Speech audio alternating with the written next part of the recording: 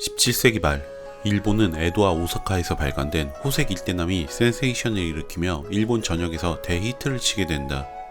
호색 일대남의 남자 주인공 요노스케. 7살 때 첫 경험을 시작으로 일본 전역을 돌아다니며 만나는 다양한 사람들과의 관계를 맺는 서사의 중심이 맞춰져 있다. 그 대상은 친척 여동생, 유곽의 여인, 유부녀, 미소년 등 상대를 가리지 않았다. 여러 에피소드는 단편으로 엮여 옴니버스 형식으로 구성, 총 8권으로 정리된다.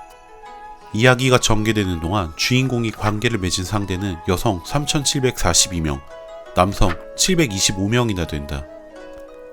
호색 일대남은 단순한 성인 소설을 넘어 당시 각 지역의 정서와 풍경을 적절한 은유와 묘사로 담아냈다. 또한 서민들의 희노애락을 그 시대의 언어로 생생하게 담아낸다. 그로 인해 문학적으로도 완성도가 높은 작품이었고 작가 자신이 스스로 책에 사파를 그려넣어 독자들의 몰입을 도왔다. 전대미문의 인기를 구가한 호색 일대남의 수요를 따라가기 위해선 일일이 그려내는 방식으론 불가능했다. 그리고 이를 해결하기 위해 그림과 텍스트를 목판에 새겨 대량으로 찍어냄으로써 엄청난 수요를 충족시킬 수 있는 공급이 가능했다.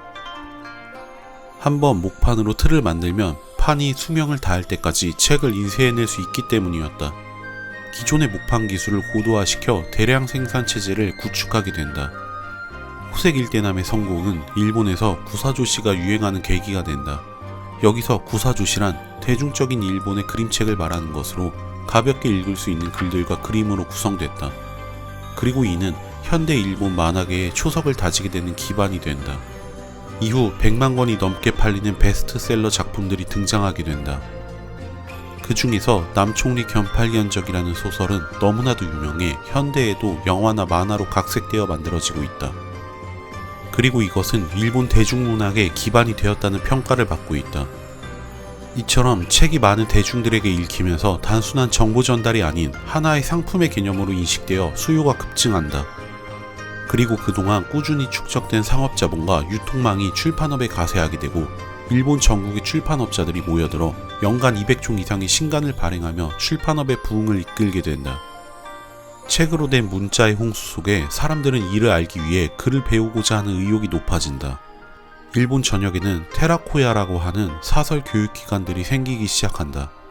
이는 현대의 학원이나 교습소 같은 개념으로 돈을 지불하면 문자를 읽고 쓸 수 있도록 교육시켜주는 기관이었다.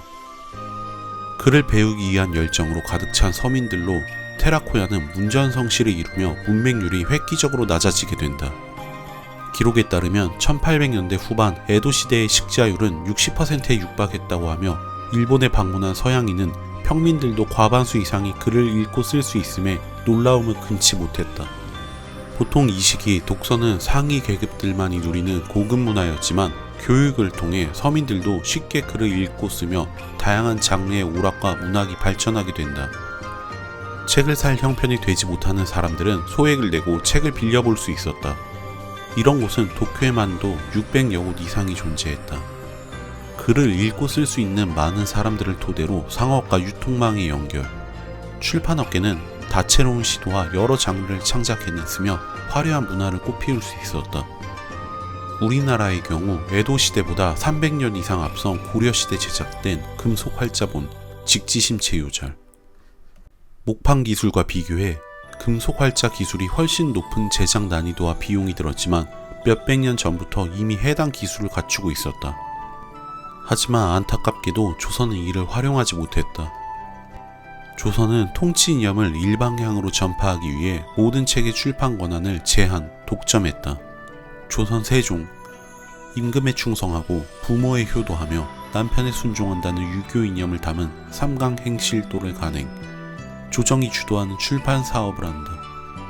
이는 지식이 곧 권력인 것을 이용하여 통치의 효과적인 이념을 전파하는 수단에 불과했다. 문자를 읽고 쓸 수 있는 사람은 소수였고 이들이 권력을 쥐고 있던 시대, 책은 효과적으로 백성을 통치할 수 있는 수단이 되었고 그렇게 이용되어 왔을 뿐이었다. 역사에 가정이란 것은 없지만 당시 선진의 인쇄 기술을 이용하여 대량의 책을 보급하고 문맹률을 낮추기 위한 기본적인 교육을 실시, 문자를 권력의 통치 수단이 아닌 다양한 계급들이 공유하며 창작 활동을 장려하여 문화를 꽃피우며 조선에서 태어난 인재들의 활약으로 국가가 융성, 이를 바탕으로 동아시아의 정세를 주도할 수도 있었을 텐데 하는 가정을 해본다. 그리고 그렇게 하지 못한 것이 개인적으로는 너무나 안타깝다.